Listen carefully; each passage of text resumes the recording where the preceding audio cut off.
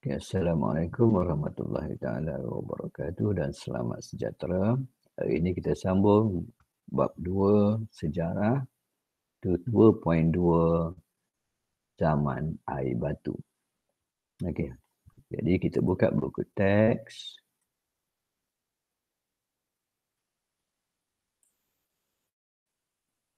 Okey, di muka surat 30. Zaman air batu. Okey, kita tengok. Zaman terpenting yang memberikan kesan kepada perubahan bentuk fizikal bumi seperti yang ada pada hari ini ialah zaman air batu.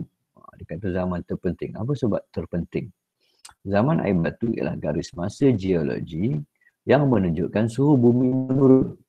Jadi dia kata pada zaman air batu ni suhu bumi menurun dengan banyak. Suhu bumi menurun pada tahap membeku dalam jangka masa yang lama dan lama. Dia turun sampai beku, penuh dengan air batu untuk jangka masa yang lama. Sebahagian besar bumi, khususnya di bahagian kutub utara dan kutub selatan, diliputi oleh air batu tebal yang dikenali sebagai lapisan ais. Bagaimana yang kita tengok hari ini lah, di kutub utara dan kutub selatan ada lapisan air batu tebal. Sampai sekarang. Tapi dulu lagi tebal. Lapisan ais ini menyebabkan kawasan air batu menjadi luas di kawasan kutub dan pergunungan. Pada akhir zaman air batu, bumi mengalami proses-proses penggelesieran, iaitu kecairan air batu. Jadi proses penggelesieran ni, proses air batu cair. Berubah balik daripada air batu menjadi air. Terdapat sekurang-kurangnya 3 tahap berlakunya glasier. Tahap pertama ialah 900 hingga 600 juta tahun dahulu. Tahap kedua 250 hingga 80,000 juta tahun dahulu. Dan tahap ketiga 10,000 juta tahun dahulu. Okey. Perubahan iklim dunia pada suhu panas telah menyebabkan berakhirnya zaman air batu. Bila bumi semakin panas, air batu cair, maka zaman air batu berakhir. Tahap zaman air batu. Okey. Zaman air batu terbahagi kepada 4 tahap, iaitu zaman Miocene, zaman Pliocene, zaman Pleistocene dan juga zaman Holocene. Okey, kita tengok tahap yang pertama, iaitu zaman Miocene. Dipercayai berlaku antara 23 hingga 5 juta tahun dahulu. Gunung ganang yang ada pada hari ini telah terbentuk secara fizikal. Mamalia telah wujud dan berkembang di bumi. Begitu juga dengan kehidupan di laut dan di air. Suhu dunia panas dan kering. Jadi masa ni 23 juta hingga 5 juta tahun dulu ni sudah ada gunung ganang, sudah ada bentuk fizikal bumi dan juga hidupan. Okey. Kemudian antara 5.3 juta tahun hingga 2.6 juta tahun dahulu iaitu zaman Pliocene. Okey. Ahli sains menyatakan berlaku penyejukan global zaman Miocene yang lebih panas. Okey. Maknanya Miocene ni dia panas tapi selepas itu dia menjadi sejuk iaitu zaman Pliocene. Penyejukan dan pengeringan alam sekitar global menyumbang kepada penyebaran besar padang rumput dan savana pada masa itu. Jadi banyak hidupan seperti tumbuhan sudah mati. Jadi dia bertukar kepada padang rumput dan savana. Savana ni tanah tandus. Jambatan darat Panama antara Amerika Utara dan Amerika Selatan terbentuk dan mendorong penghijrahan tumbuhan dan haiwan ke habitat baru. Jadi pada masa ini pengeringan, jadi air kurang. Aras laut menurun. Jadi timbul daratan yang dikatakan sebagai jambatan. Sebab apa jambatan? Sebab berlaku penghijrahan haiwan dan tumbuhan daripada benua Amerika Utara ke Amerika Selatan ataupun daripada benua Amerika Selatan berhijrah ke Amerika Utara. Dataran tinggi terbentuk pada zaman ini seperti di Colorado, Amerika yang dikenali sebagai Grand Canyon. Jadi kawasan bukit-bukit Grand Canyon, kalau kamu Google Grand Canyon, dia kawasan gunung, batu-batan yang tinggi, sangat tinggi yang berlubang-lubang. Itu Grand Canyon di Amerika Syarikat di Colorado. Okey, zaman yang ketiga ialah zaman Pleistocene. Okey, berlaku antara 2.5 juta hingga 10,000 tahun dahulu. Pada zaman ini, glasier utama berlaku sebanyak 11 kali. Manusia telah mengetahui cara membuat api.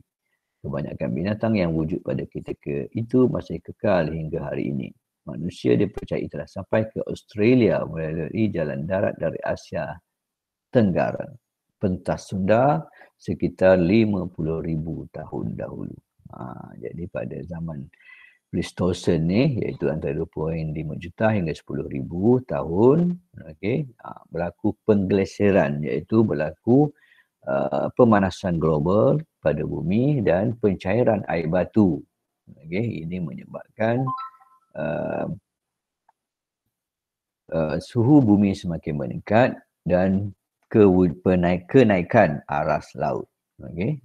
Tapi manusia sudah tahu cara untuk membuat api pada masa ini dan juga berlaku penghijrahan di mana haiwan dan juga manusia berhijrah daripada satu kawasan daratan kepada satu kawasan daratan yang kemudiannya jambatan ataupun laluan yang dilalui oleh manusia dan binatang tadi telah diliputi oleh air. Contohnya Pentas Sunda. Masa itu Pentas Sunda adalah daratan tapi hari ini dia berada di bawah laut. Okey, yang memisahkan antara Asia Tenggara, kawasan kita, sampailah ke Australia. Tapi sekarang ni tak boleh lagi kita nak jalan sampai ke Australia. Okey, zaman yang keempat ialah zaman Holocene, iaitu zaman yang bermula sejak 10,000 tahun dahulu hingga kini. Okey, berlaku kemajuan dalam kehidupan manusia. Manusia telah mengetahui cara mendapatkan makanan melalui aktiviti pertanian. Roda dan tulisan cuneiform dicipta kira-kira 5,500 tahun dahulu. Okey, setelah itu tamadun manusia terus berkembang dalam bidang keagamaan, pendidikan, pentadbiran dan undang-undang. Jadi zaman yang terakhir ini ialah sampai sekarang kita namakan sebagai zaman Holocene yang bermula daripada 10,000 tahun dahulu. Jadi kita mengkaji kehidupan manusia daripada 10,000 tahun dahulu sehinggalah sekarang. Okey, pengetahuan tentang perubahan dan sebab berlakunya zaman air batu membantu meningkatkan pemahaman kita tentang perkara yang berlaku kepada bumi dan kehidupan pada masa dahulu. Hal ini dapat membuat sikap sayang akan alam sekitar dan memelihara bumi. Okey. Okey, kita tengok. Tahukah anda Milutin Milankovic yang hidup pada tahun 1879 sehingga dia meninggal tahun 1958 merupakan sarjana sains berbangsa Serbia yang terkenal dengan teori Milankovic. Menurut teori ini, pusingan bumi mengelilingi matahari menyebabkan berlakunya pelbagai perkembangan pada zaman air batu. Setiap kali bumi menghampiri matahari, suhu bumi menjadi panas dan menyebabkan berlakunya kecairan air batu. Jadi, maknanya sumber haba di bumi ini adalah matahari. Jadi, kalau kita jauh pada matahari, maka